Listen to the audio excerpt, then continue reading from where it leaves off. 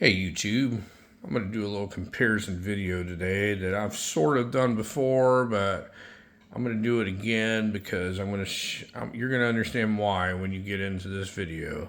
So what we're going to compare here is a Colt Python. This is an original Colt Python from 1984, and we're going to compare it to an early 80s model Smith & Wesson 686 No Dash. Now, before we go any further, I'm going to show you that neither one of these revolvers have anything in them, and we are clear to make this video. So, what we have here, we have a Colt Python chambered in 357 Magnum. Now, this is one of the original ones. This particular one was manufactured in 1984. And let me show you some of the close-ups of it. As you can see, the pretty finish. It's really polished off. This is a stainless gun, folks. This is not a nickel gun. I've had so many people tell me that this is a nickel gun when they see it in person, and it is not. This is what Colt replaced the nickel with in the 1980s. They started around 1982, and I believe in '83 is when they came out with the polished finish stainless.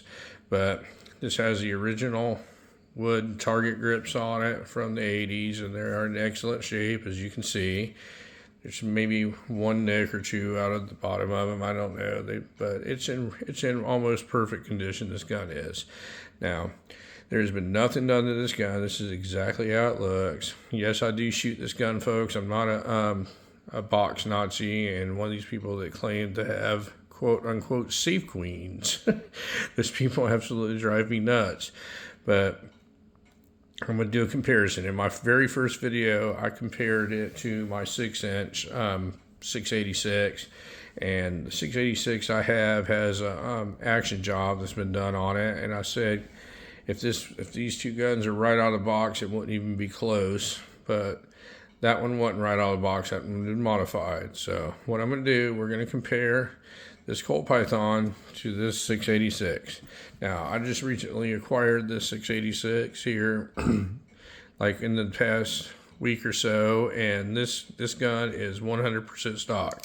This is a no dash 686. I believe this was a first year production one, but I cannot be 100% certain on that one.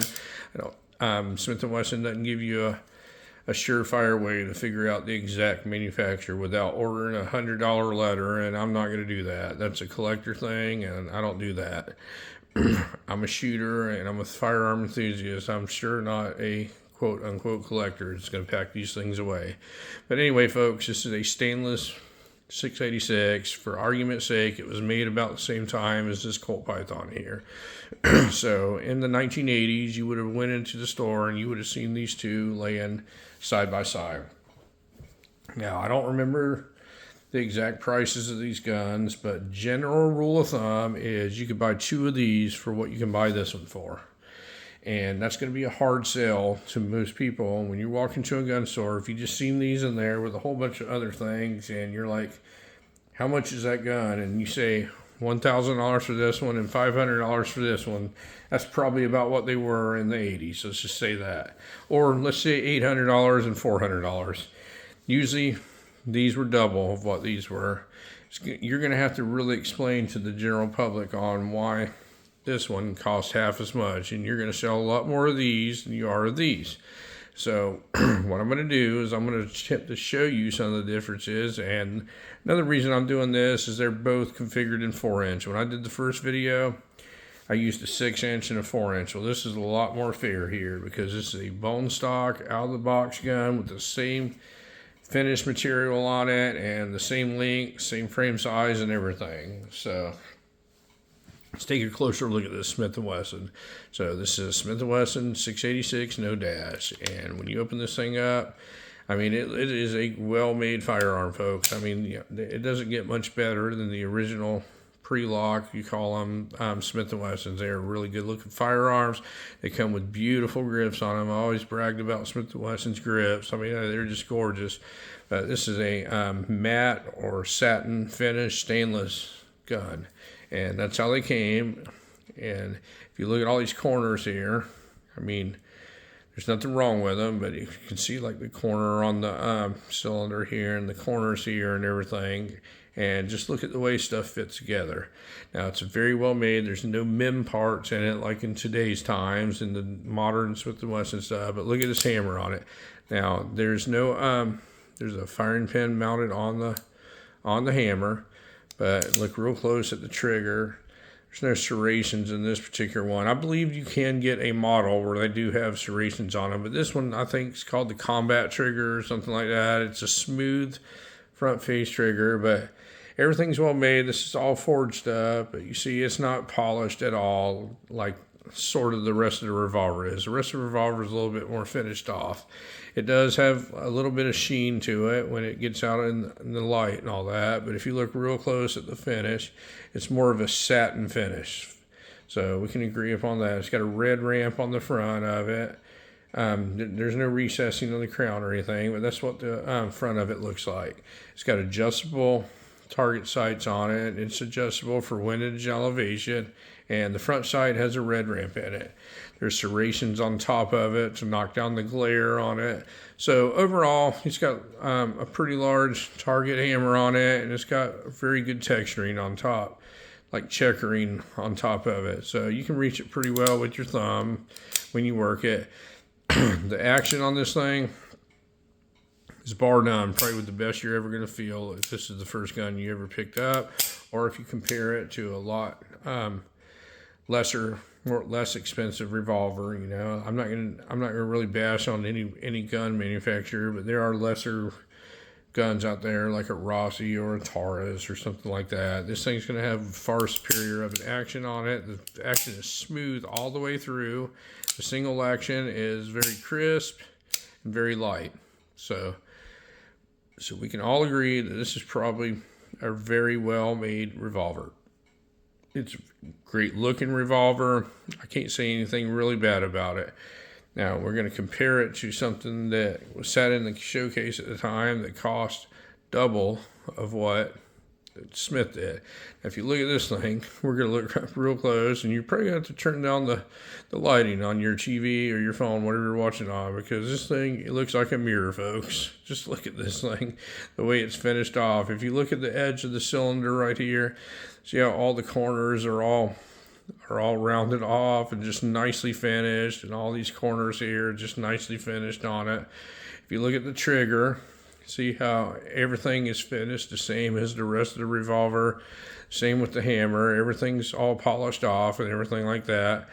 Now, if you look at it, it's got actual target sights on it, the same as the Smith & Wesson, adjustable for windage and elevation. It also has a front red ramp on it. Now, if you look at the size of the hammer, this thing's absolutely huge, and this is all hand knurled on top of it. So the newer Colt Pythons that they came out with in the year 2020, and they're still producing them, the hammer isn't quite as big, but this hammer spur sticks way out, and it's got this awesome looking knurling that's on top of it. If you look at the other side, same thing, folks. It just looks like a mirror. Anything you see on this thing is just going to be fingerprints on it. There's your actual markings on the barrel, and this thing absolutely looks like a mirror. The grips, I'm going to give it a solid tie with the Smith & Wesson. I like both of these grips on them. I like the Colt ones, and I like the Smith & Wesson ones.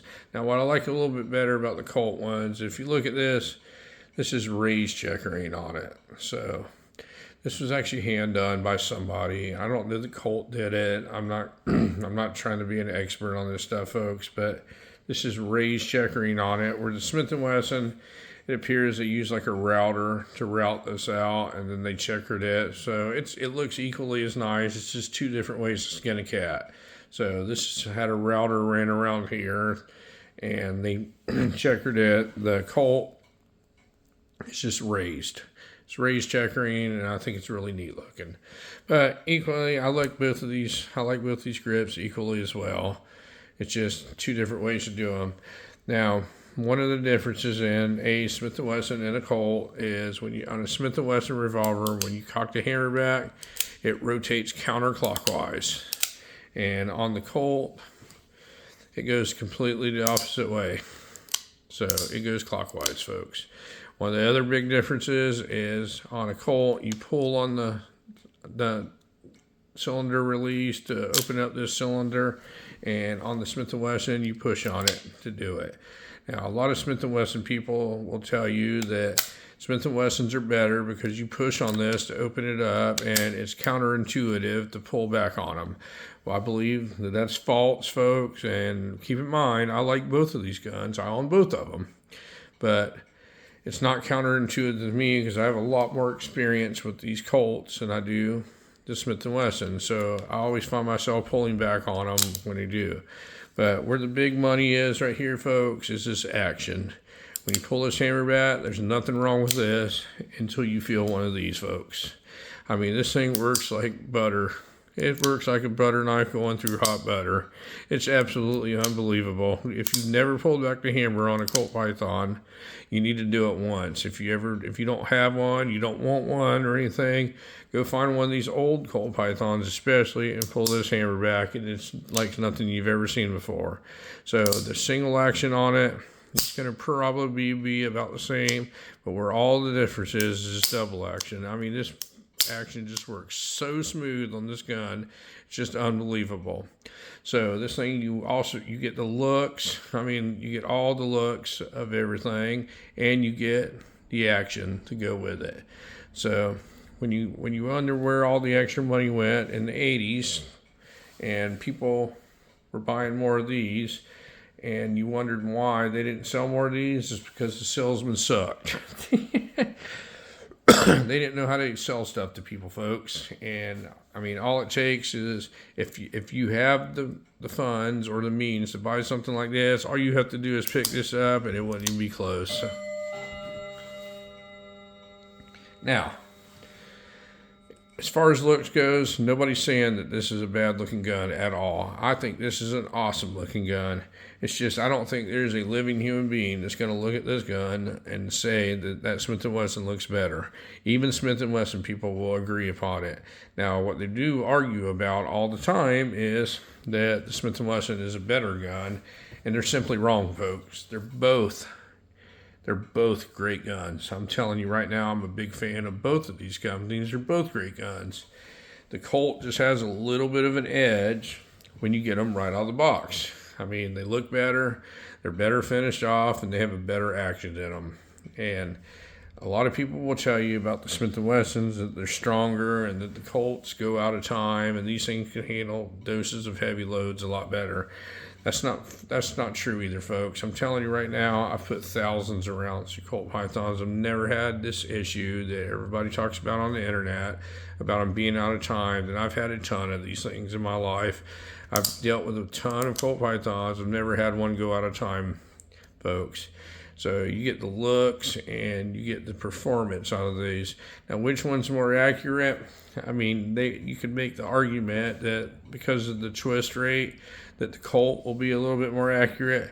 I don't believe that either, folks. Accuracy is actually who's behind the trigger.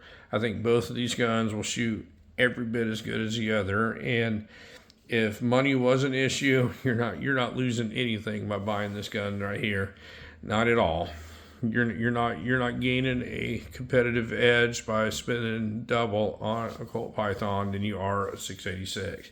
So is it worth the extra money? It's worth it if you want pride of ownership. You want something that looks awesome and you have the financial means to do it. Now in today's times, folks, it's not double anymore.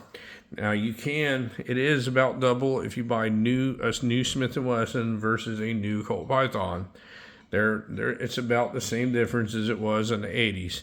But if you look at these old vintage guns, the prices have gone up so much on them. You know, you're talking to buy one of these, you could probably buy 3 of these now, possibly 4, but definitely 3 of these for what you would spend on one of these old vintage Colt Pythons. So now it's starting to not really be worth it unless you just really, really wanted one of these, and you've always wanted one of these, and you watched The Walking Dead and Magnum and whatever else movies you've been in that made them famous, or played whatever video games, then it becomes worth it. But if you're looking at older vintage guns, this is going to be where the value's at, folks. I mean, this thing is for what you get, for what you're spending. You could do an action job on it. It'll work just like that one over here. But out of the box, folks, I said it in the first video, it's not even close. The Colt's going to walk away with it every single time. The Colt Python, that is. The Colt Python is going to walk away from the 686 all day, every day, and twice on Sunday. But with a little bit of work, and if anybody's watched the videos on my other Smith & Wesson 686 I have, it's every bit as smooth of an action as this. It just don't look as shiny. But, I mean, if you sent it away or polished it, you can make it this shiny. This one just happens to be how this one is. So, I ask you folks, which one do you prefer? Would you like the older vintage Colt Python, or would you like the older vintage Smith & Wesson 686? I like them both. That's why I have them both, folks. But it's all up to you. I don't have anything bad to say about either one of them. And I didn't say anything bad about this Smith & Wesson. I just said it's not even close. Out of the box, this is a better gun. But you are going to pay for it. This is not a bad gun by any means. So which one do you prefer? It's completely up to you, folks. I just wanted to show you these two side by side and give a little bit more of a fair comparison between the two. The first video I did wasn't quite fair because it was a modified 6 686. These are almost identical to what you would see in the store sitting there in the mid-80s. So if you have any questions on either one of these videos, folks, or any one of these firearms, folks, I have videos on each one of these. It goes more into detail, and I'll be happy to answer any questions that you may have. And thank you very much for watching my video today, and you folks have a great day.